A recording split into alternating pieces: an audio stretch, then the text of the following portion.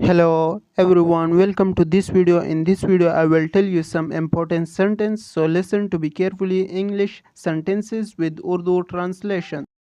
Number 1. What do you mean? In Urdu आपका क्या मतलब है? Number 2. I don't believe it. In Urdu मुझे यकीन नहीं आता.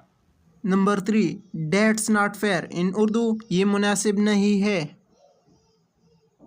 Number 4. I am feeling better now. In Urdu अब मैं बेहतर महसूस कर रहा हूँ. नंबर 5.